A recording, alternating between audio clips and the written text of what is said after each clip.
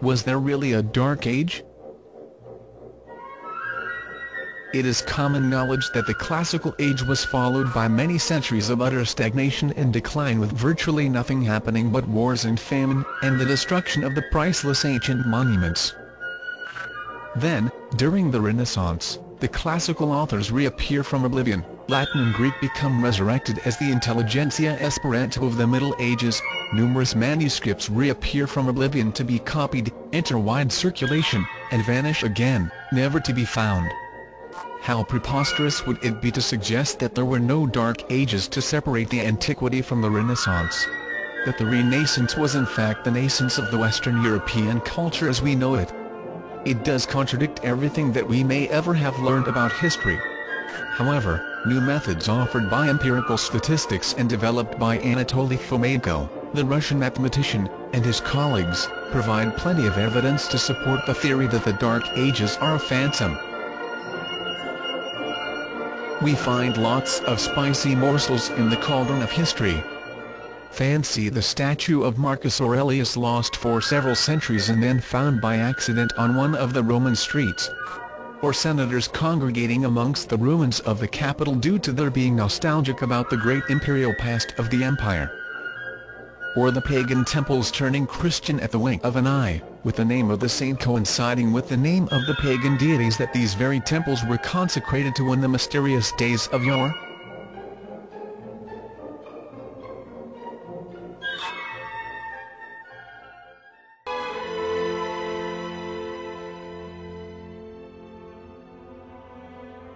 We are accustomed quite well to thinking that the events described in the Bible, and especially in the Old Testament, date back to an epoch so distant that it can hardly be called historical in the usual sense.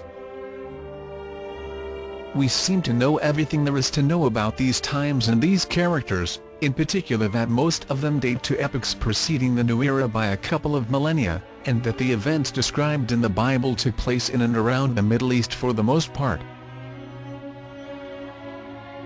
Could all of what we know be untrue? Even the most scrupulous of scientists who ever had to tackle the gigantic array of data contained in the Bible were basing their research on the existing chronology.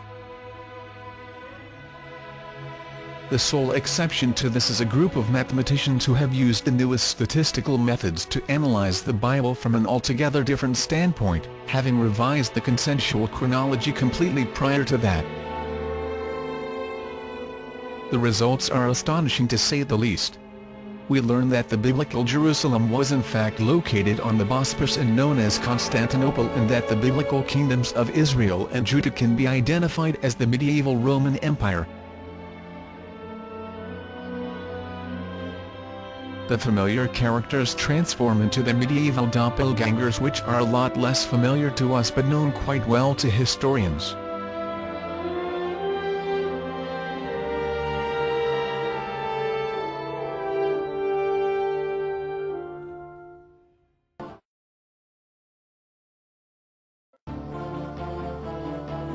This book will change your entire perception of history forever.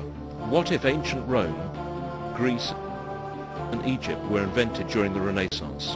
What if the Old Testament was a rendition of events in the Middle Ages? What if Jesus Christ was born in 1053 and crucified in 1086 AD? Sounds unbelievable? Not after you've read History, Fictional Science by Anatoly Fomenko, the leading mathematician of our time.